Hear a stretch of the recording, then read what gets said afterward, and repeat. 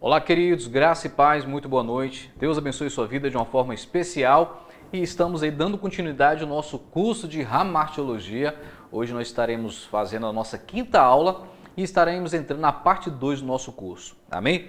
Anteriormente nós fizemos uma viagem panorâmica desde aí a concepção inicial da Hamartiologia, a origem do pecado, até o final, lá na redenção final, amém? Nós fizemos essa viagem de uma forma mais panorâmica, observando cada ponto de uma forma mais panorâmica, de uma forma mais superficial, e nós estaremos hoje entrando dentro de uma perspectiva um pouco mais teológica, amém? E estaremos trabalhando essas questões de uma forma um pouco mais teológica e eu tenho certeza de que você vai ser abençoado em nome de Jesus. Vamos dar só uma recapitulada naquilo que a gente trabalhou nas aulas anteriores. Vamos lá aqui. Isso aqui, ó. Nós falamos, anteriormente, nós falamos sobre o fato do pecado, o que diz as principais linhas de pensamento. Deixa eu colocar aqui a tela para você poder visualizar. Nós falamos sobre o que diz aí os principais linhas filosóficas, vamos dizer assim, o que diz aí o ateísmo, o determinismo, o hedonismo, a ciência cristã, a evolução.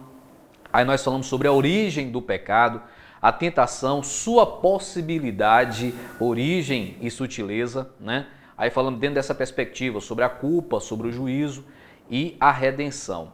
Dentro da ideia de natureza do pecado, nós trabalhamos aí a questão do ensino do Antigo Testamento, o que o Antigo Testamento nos ensina em relação ao pecado. Falamos sobre o ensino do Novo Testamento, que o Novo Testamento traz em relação ao pecado. E nós finalizamos a última aula falando sobre as consequências do pecado. Fraqueza espiritual, as consequências dentro dessa perspectiva, que traz fraqueza, traz... o pecado ele trouxe para a vida humana a deformação da imagem de Deus, a imago Dei, a imagem de Deus nas nossas vidas, e o castigo positivo. Nós finalizamos falando sobre a questão da sentença em relação ao pecado. E hoje nós estaremos dando continuidade, só que trazendo uma perspectiva, como eu falei para você, um pouco mais teológica, o que diz alguns pensamentos, o que diz algumas linhas de pensamento, e eu gostaria de trazer para você aqui agora. Nós vamos estar falando nesse período por agora, nós estaremos falando mais especificamente sobre a queda em questão, tá certo? Aí, dentro dessa questão da queda, nós estaremos entrando dentro de algumas questões que são muito importantes serem abordadas, porque são questionamentos naturais que se levantam, deixa eu colocar aqui a tela para você, são questionamentos naturais que se levantam em relação a isso. Por exemplo, em relação à questão da queda, o fato, como fato histórico.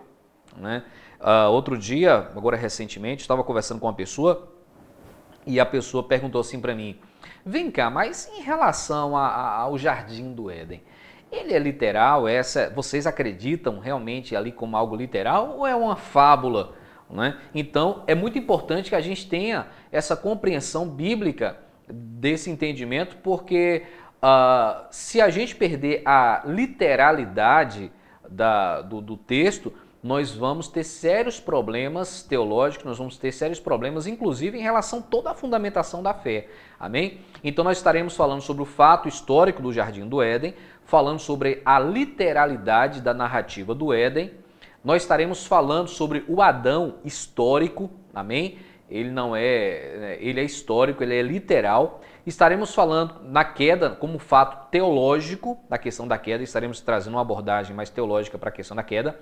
As definições hamartiológicas que nós já vimos nas aulas anteriores, mas a gente vai dar só uma aprofundada e trazer mais alguns termos que eu não tinha trazido na abordagem anterior. E estaremos falando sobre o ato, natureza e a culpa, e nós estaremos, pelo menos nessa primeira fase, finalizando aí sobre a questão da depravação, o entendimento da depravação, em relação a isso. E dentro dessa questão da depravação, eu vou dar uma pincelada com vocês nas definições calvinistas e arminianas da queda.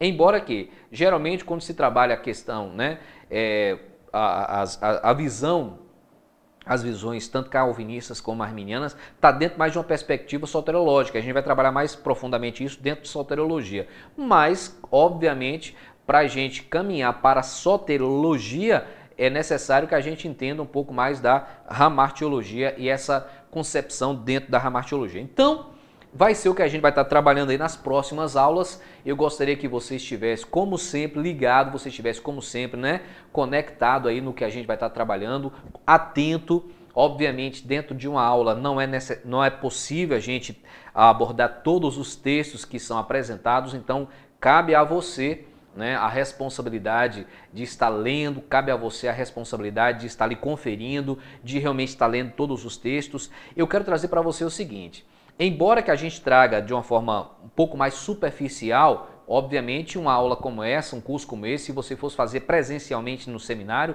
você teria ali toda a questão de estar dentro da sala de aula.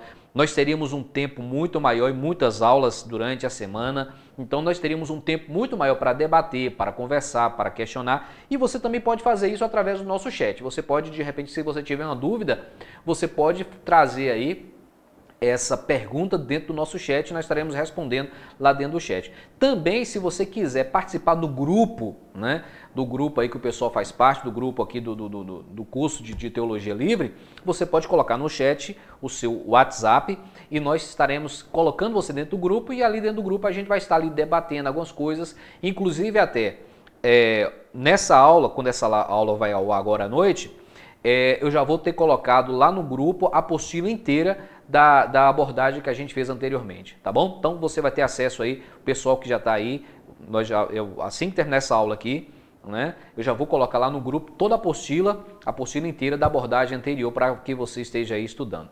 Tá bom, pessoal? Então, boa aula, que Deus abençoe sua vida de uma forma especial, e o interesse é de cada um de buscar, de interagir, de buscar entender, compreender mais sobre aquilo que Deus tem para as nossas vidas, né?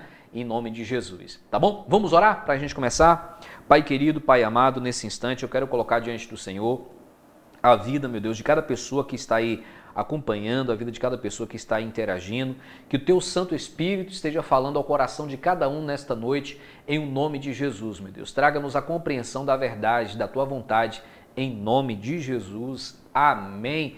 Graças a Deus. Amém? Então, vamos aí estar falando aí sobre a questão da queda, né? A queda. A queda, meus queridos, na verdade, é o marco da origem do pecado no mundo e de todas as deficiências que existem nele. Então, a queda é esse marco que define, né, esse marco inicial de todas as mazelas, porque quando a gente vai ler nos primeiros capítulos, capítulo 1, capítulo 2, a gente vai ver ali, depois logo após a formação, a gente vê a narrativa da criação. E a Bíblia vai dizer que tudo que Deus criou é bom.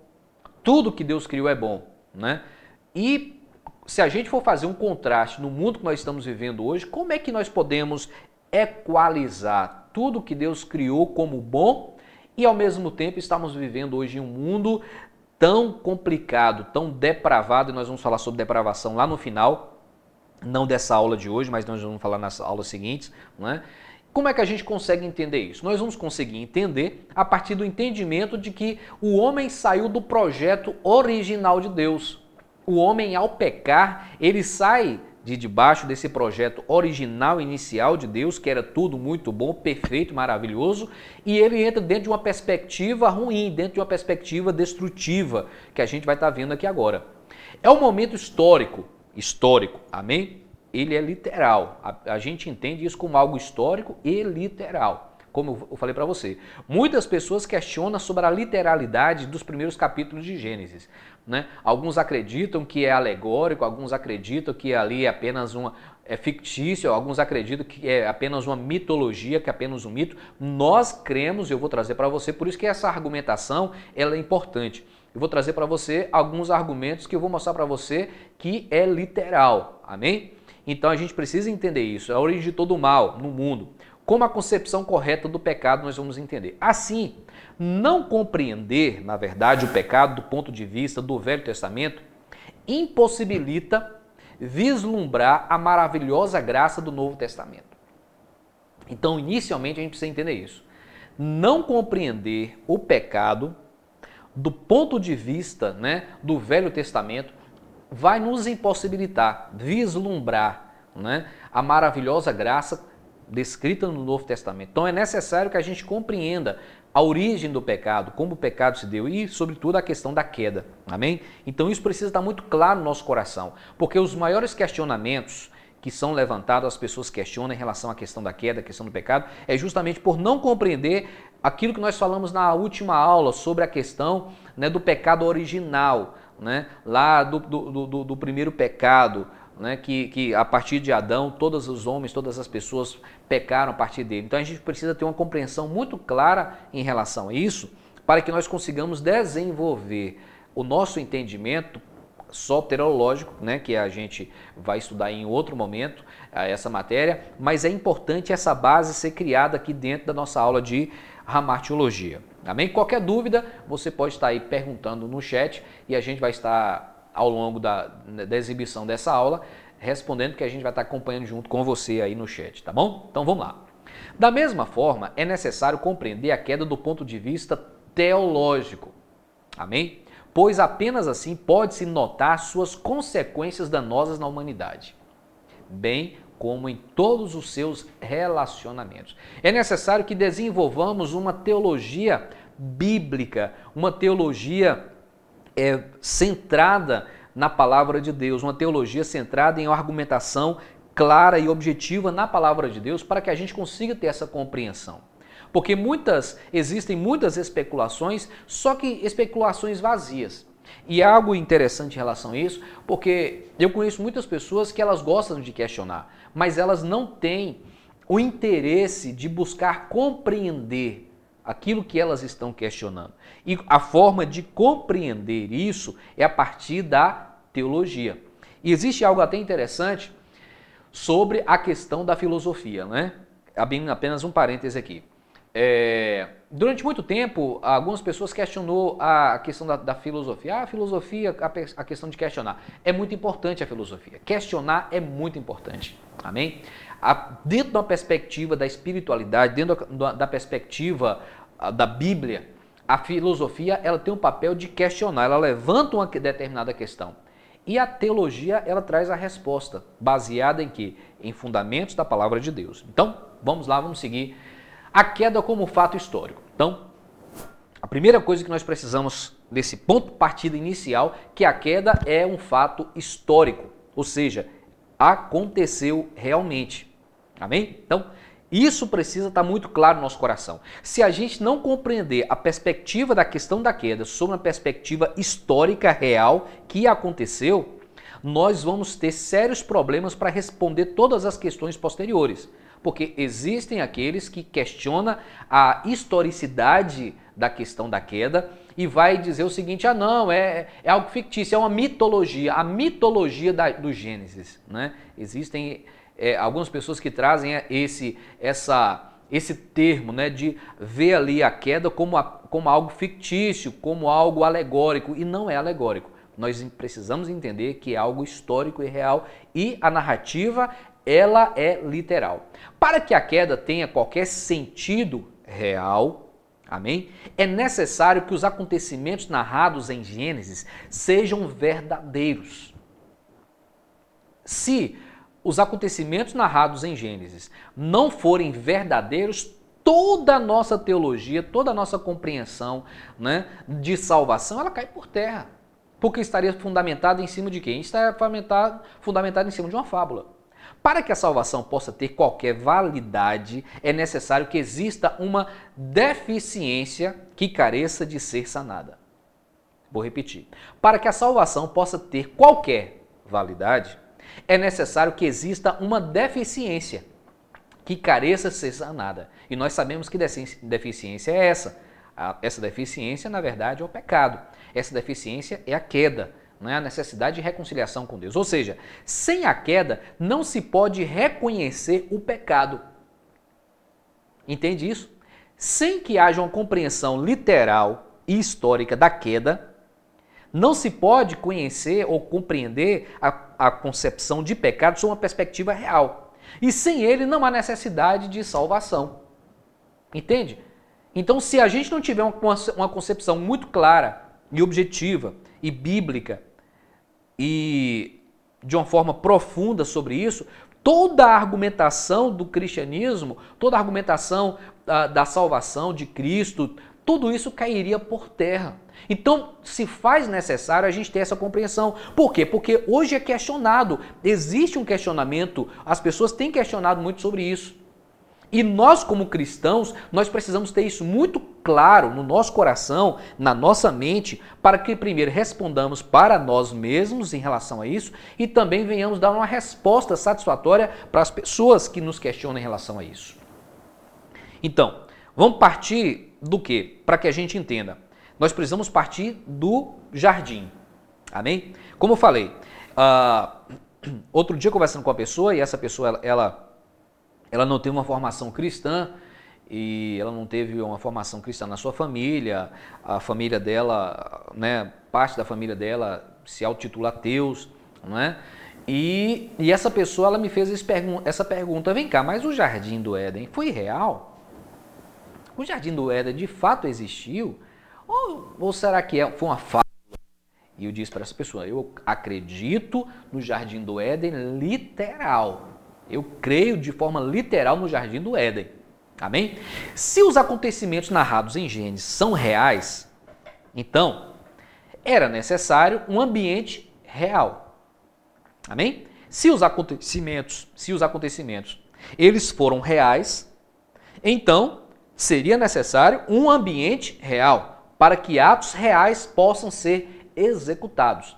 Então, se a gente entende que a queda ela aconteceu em um jardim real e que se a queda é um fato literal, para que haja sustentação dessa literalidade desse texto, é necessário um ambiente real. Então nós entendemos que o Éden ele era real. Nós precisamos compreender isso. Nós não podemos de forma alguma aceitar a narrativa do Éden como fato alegórico. Nós não podemos aceitar isso. Porque se a gente for acreditar que o Éden é algo alegórico, toda a nossa compreensão da Bíblia, do povo hebreu, da história da salvação, nós teremos um sério problema em relação a isso. Amém? Segue-se a necessidade de um jardim do Éden geográfico e histórico. Precisamos entender que o jardim do Éden ele é um ambiente geográfico real e esse fato ele seja histórico. Amém?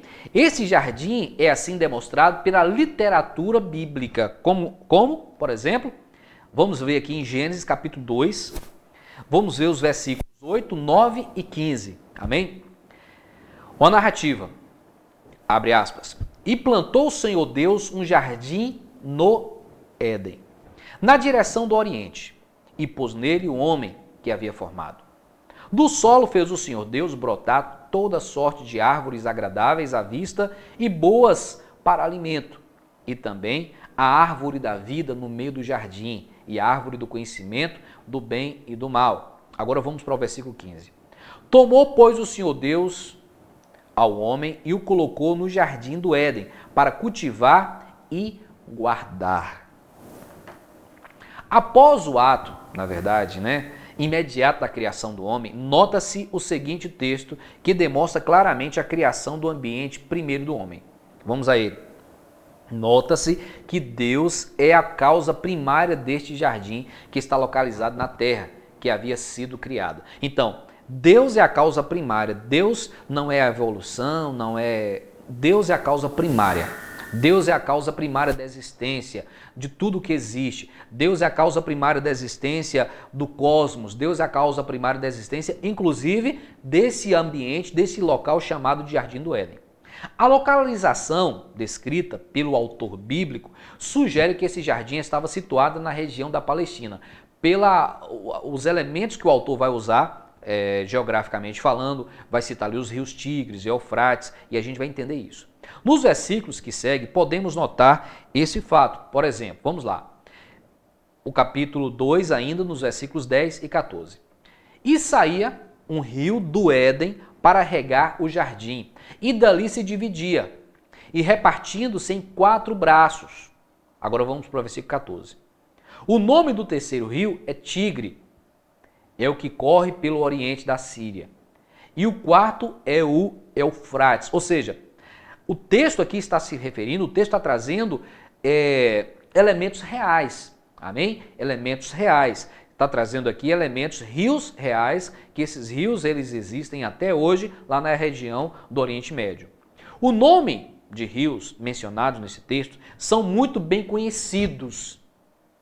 E Norman Geisler, na verdade é um teólogo, é um teólogo crítico, né, da alta crítica que, né, chega a sugerir que a Bíblia situa os rios na Síria, atual Iraque. Amém? Então, ele vai trazer esse entendimento.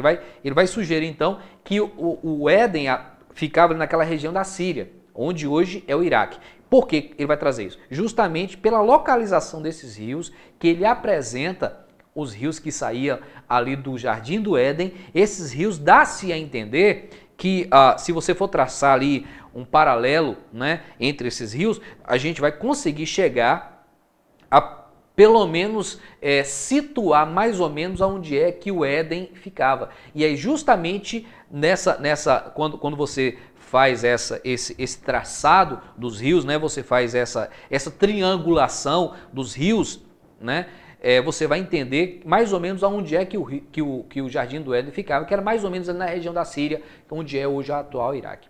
As informações bíblicas são bem... Aí olha o que ele vai trazer, né? Por isso que eu falei que ele faz parte dessa alta crítica, que a gente tem que ter cuidado com essa alta crítica. Claro que a gente precisa ser crítico, mas a gente tem que ter cuidado com os critérios que se faz. Olha o que ele vai dizer. As informações bíblicas são muito bem arranjadas, e isso faz com que alguns críticos acreditem em uma inserção de informações posteriores, ou seja, são tão precisas as informações bíblicas, as informações são tão reais, de um ambiente tão real, que aí alguns críticos vão dizer, ou vão acreditar, vão sugerir de que essas informações lá do Éden, elas poderiam ter sido, ou talvez poderiam ter sido inseridas posteriormente, ou seja, não faria parte da narrativa inicial ou original ali, escrita pelo autor. No caso, a gente entende que foi Moisés. Então, essa crítica vai sugerir a possibilidade de que essas informações pudessem ter sido inseridas, não é, posteriormente. E isso é algo extremamente perigoso. Por quê?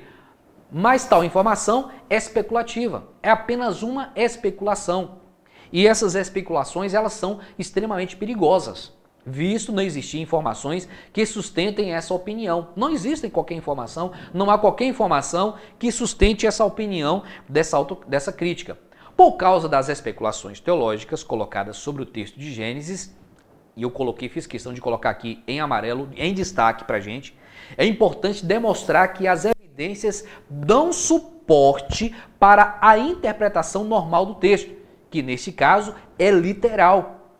Amém? E o texto, às vezes, isso que causa espanto às pessoas. As pessoas não conseguem compreender. Então, quando essa crítica sugere uma possibilidade de que essas informações tão precisas, tão reais, tenham sido colocadas ou inseridas no texto posteriormente, é porque essas pessoas elas não conseguem compreender que o texto ele traz informações extremamente precisas, que o texto ele apresenta informações reais, de um ambiente real, de um ambiente geográfico real, e muitas vezes essas pessoas não conseguem compreender como a Bíblia ela é maravilhosa, como a palavra de Deus ela é profundamente e assombrosamente maravilhosa.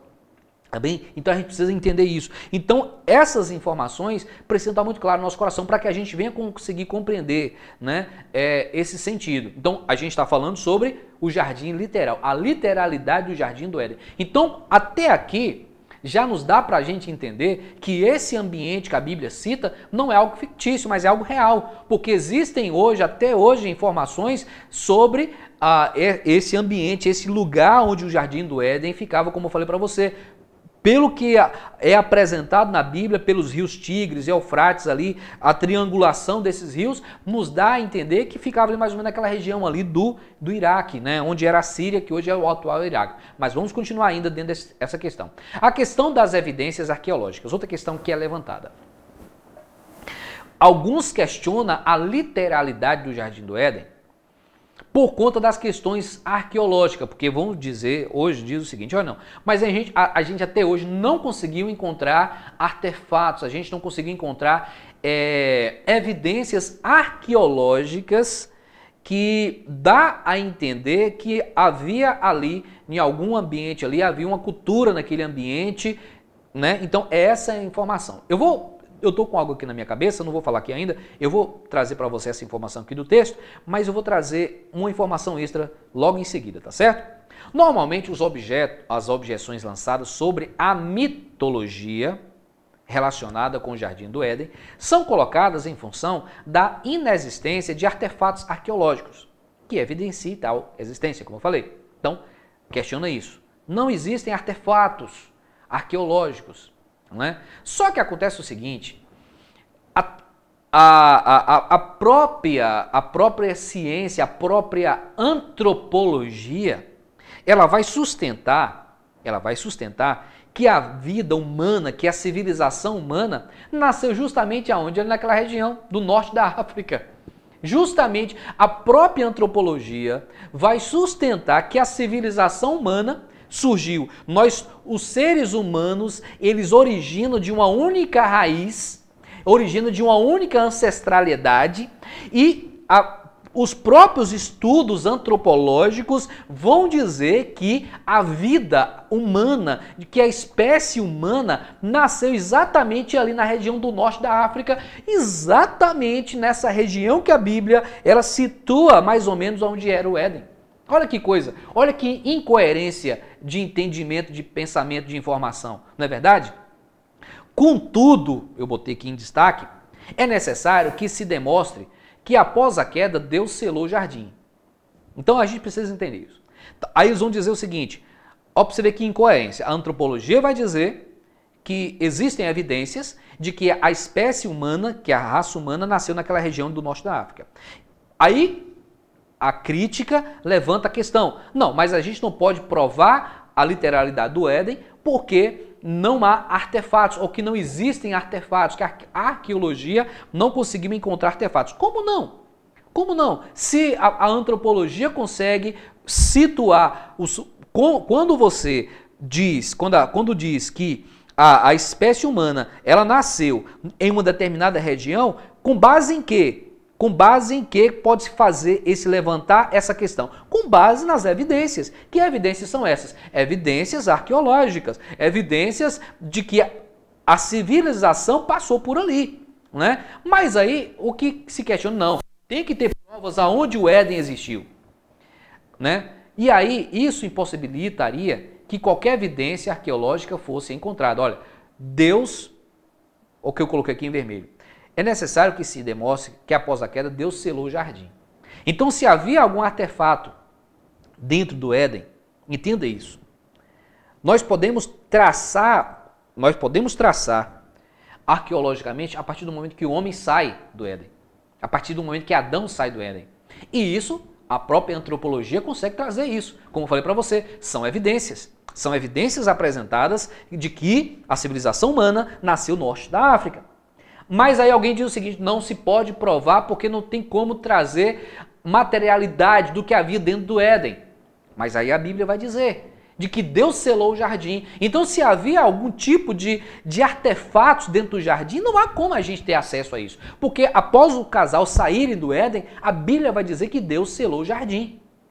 Amém? E nem se pode provar que o jardim ele se encontra aqui na terra, mas... Porque quando a Bíblia fala que Deus selou, como é que é isso? Agora eu não sei te responder. De alguma forma, Adão e Eva não conseguiram mais voltar para o Jardim do Éden. Eles não conseguiram mais voltar. De alguma forma, eles não conseguiram mais encontrar o acesso ao Jardim do Éden. Isso é uma realidade. Amém? E aí, dentro dessa questão, se Deus selou o jardim, isso possibilitaria que qualquer evidência arqueológica fosse então encontrada. Mas eu vou trazer mais alguns argumentos ainda mais sólidos para você. Outro detalhe que merece atenção é que não existem evidências de que Adão e Eva tenham se aplicado à produção de artefatos neste jardim. A Bíblia não fala. A Bíblia, em nenhum momento, ela fala de que eles tenham se aplicado à produção de qualquer tipo de artefato ali no jardim. Tanto é porque Deus oferecia tudo o que eles necessitavam. nem mesmo, né, se empenhado a qualquer espécie de construção. A Bíblia não fala que eles construíram a casa, a Bíblia não fala que eles construíram aldeias, a Bíblia não fala nada disso. Né? Eles viviam em um ambiente ali no Jardim do Éden em que nós podemos com certeza dizer que era um ambiente de completa harmonia com Deus e com a natureza que eles estavam ali. A Bíblia não fala se haviam casas, que se eles construíram, não fala nada disso. Mas eu quero sustentar algo ainda maior. Se por acaso eles tivessem produzido qualquer tipo de artefato dentro do jardim, nós precisamos lembrar que existiu também o dilúvio. Se existisse ainda qualquer evidência com o dilúvio, elas seriam destruídas. Amém? Aí nós temos aqui os textos. Eu queria que a gente lesse aqui esse texto de 1 Pedro, de 2 Pedro, capítulo 3, versículo 5, a segunda epístola de Pedro, capítulo 3, versículo de número 5. Amém? Vamos ler esse texto aqui para a gente trazer uma compreensão. Claro que você vai estar lendo também Gênesis, mas o texto está na sua tela, tá bom? Você pode anotar aí para você estar lendo, mas eu gostaria que a gente lesse esse texto de 2 Pedro. Meu celular demorou de ligar aqui.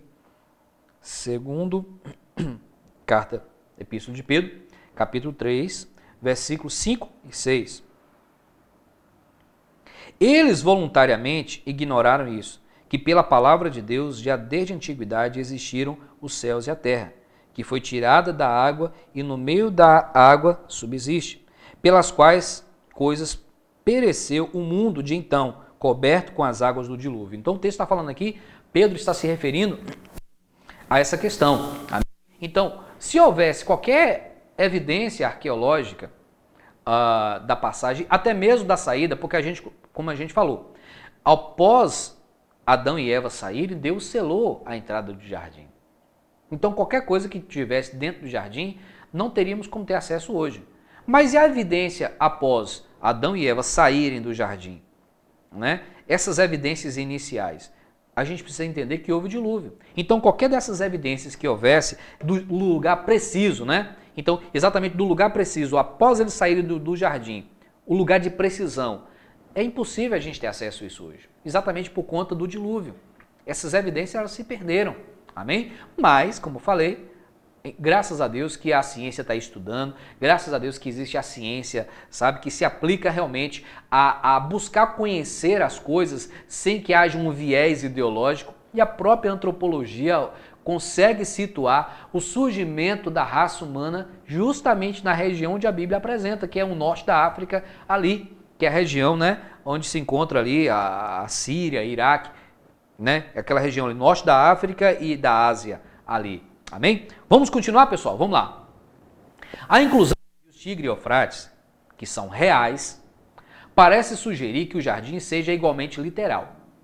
Amém? A preocupação do autor bíblico em demonstrar os rios deve reportar-se ao fato de que tal jardim seja também real. Então, eu trouxe aqui para você algumas argumentações que nos dão base para a gente entender que o Éden, o Jardim do Éden, ele era literal. Amém? Nós não podemos de forma alguma aceitar qualquer pensamento contrário da literalidade do Jardim do Éden. Amém? Então vamos lá? Um ponto que merece destaque dentre os mencionados é que o Novo Testamento testemunha sobre os fatos relacionados ao jardim como reais. Amém? O Novo Testamento vai trazer essa questão. Fala da criação de Adão e Eva, né? Lá em Mateus capítulo 19, versículo 4. Vamos lá, Mateus capítulo 19, versículo 4. Eu queria que você estivesse lendo aí em casa. Mateus 19, versículo de número 4. Amém? 19, 4 de Mateus. Ele, porém, respondeu e disse: não tendes lido que aquele que os fez no princípio, macho e fêmea, os fez? Amém? Está falando de quem? Está falando aqui de Deus, né? Que o próprio Senhor Deus criou lá no princípio os macho e fêmea. Ou seja, está falando da criação do homem, da criação do primeiro casal lá no Jardim do Éden. Amém? E Deus, a gente entende isso, né? Fala da criação de Adão e Eva, né? Nesse texto que eu falei. E de seu pecado original. Vamos ver aqui 1 Timóteo capítulo 2, versículo 13. 1 Timóteo 2, 13. 1 Timóteo capítulo 2, versículo de número 13. 2:13 de Timóteo. Você pode estar acompanhando na sua casa. Aleluia. Porque primeiro foi formado Adão, depois Eva. Adão não foi enganado, mas a mulher, sendo enganada, caiu em transgressão. Aí Paulo está trazendo essa questão. Agora vamos agora para o versículo. Vamos para Romanos, capítulo 5, versículo 12. Romanos 5, versículo de número 12. Romanos 5, 12. Vamos lá. Portanto, como por só um homem entrou o pecado no mundo, e pelo pecado a morte, assim também a morte passou a todos os homens, por isso que todos pecaram. Assim, esses eventos reais precisam de um ambiente real para acontecer, em um lugar geográfico e histórico. Amém? Então, nós não podemos de forma alguma aceitar que a narrativa do Éden não seja literal ou real, porque para que esses eventos aconteçam ou tivessem acontecido, e esses eventos eles sustentam toda a nossa argumentação teológica, esses eventos eles sustentam toda a nossa compreensão teológica, faz-se necessário um ambiente literal e real. Se o Éden não fosse real, fosse apenas mitológico, a nossa argumentação teológica estaria fundamentada em nada. Estaria fundamentada em uma mitologia, em algo irreal. Ou seja, toda a nossa fé seria vã.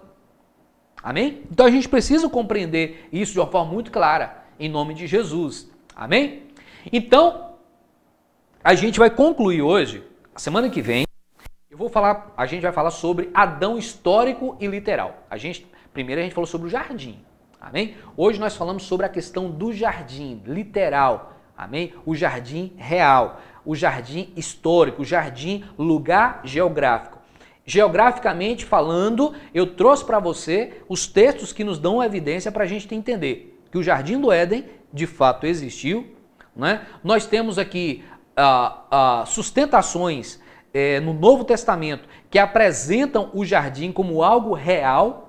Amém? O apóstolo Paulo, ele vai fazer referência a isso. O próprio Senhor Jesus Cristo, quando ele está falando lá, né, que quando Deus ele criou, quando Deus está falando sobre a instituição do casamento, quando Jesus está falando sobre isso, fazendo essa apresentação da instituição do casamento, Jesus, ele está falando ali de uma criação real, o próprio Senhor Jesus. Então, se nós fôssemos conceber a possibilidade de que o jardim do Éden não fosse literal e real, nós estaríamos dizendo que Jesus estaria mentindo. Jesus estaria fundamentando um pensamento em cima de uma inverdade. Estaríamos dizendo que Jesus estaria argumentando em cima de algo que não fosse real. Amém? Então, a gente precisa entender isso. O jardim do Éden foi real, foi literal. A narrativa, ela é literal, ela não é alegórica, ela é exatamente isso que o autor quis dizer. Foi um lugar real, foi um lugar histórico, a história de fato aconteceu, amém? Toda a concepção do povo hebreu vem a partir de Sete, amém? Vem ali a partir de Sete. Então a gente precisa entender isso, né? Que a partir da descendência de Sete, quem foi Sete foi o filho de Adão, né? Então a partir dali nós vamos entender isso, que a construção da história do povo hebreu, ela parte a partir da genealogia de Adão. A gente vai ver isso a semana que vem, quando a gente falar sobre Adão literal, né? E geograficamente. Nós temos uma região geográfica. Tanto é que os ancestrais de toda essa história estão lá no Oriente Médio, né? A Bíblia, ela fala a respeito desses rios, né? Desses rios que saíam do Éden, e esses rios são reais, são literais, e esses rios são geográficos, eles estão lá até hoje para sustentar essa verdade, amém? Então nós podemos definir, concluir hoje que o Jardim do Éden, ele era literal. A narrativa, ela era literal. O jardim, ele era um lugar geográfico, porque temos bases para a gente sustentar isso né? Os rios sustentam isso, a posição que a Bíblia fala sustenta isso. Nós entendemos que era ali na região da Síria, do Iraque, e era um lugar histórico. Amém? A narrativa bíblica, toda a narrativa, toda a construção, toda a concepção do povo hebreu vai nos trazer que era um lugar histórico. E semana que vem, como eu falei, vamos trazer a argumentação mostrando que Adão, ele era histórico. Adão foi um personagem histórico, não é um personagem fictício, não é um personagem mitológico. Adão é um personagem histórico e é um personagem literal. A narrativa de Adão não é fictícia, não é alegórica, não é tem uma questão, né, que o pessoal usa, que eu esqueci, que eu me passei aqui agora, fugiu aqui agora, né? Quando você... Poético, a palavra é essa. A narrativa de Adão não é uma narrativa poética, não é mitológica, mas ela é literal, ela é real e ela é histórica. E nós vamos falar isso a semana que vem e tenho certeza que vai ser uma bênção em nome de Jesus. Muito obrigado a você que esteve até agora. Amém? Compartilhe essa aula em nome de Jesus e a gente vai trabalhar mais ou menos dentro dessa perspectiva, né? Como você viu, a primeira fase, que foram as primeiras 4 aulas, nós fizemos uma abordagem, nós apresentamos a queda, apresentamos os conceitos, né? E fizemos uma visão panorâmica da hamartiologia. Agora a gente vai entrar um pouquinho mais nos pormenores. Claro que há muito a se falar, muito a se estudar, nós não vamos conseguir trazer aqui tudo, com certeza não, mas vamos apenas dar uma pincelada para que você desperte em você o interesse de querer estudar, desperte em você o interesse de querer se aprofundar no entendimento e na compreensão da palavra de Deus. Amém? Semana que vem estaremos de volta e que Deus abençoe sua vida em o nome do Senhor Jesus. Amém?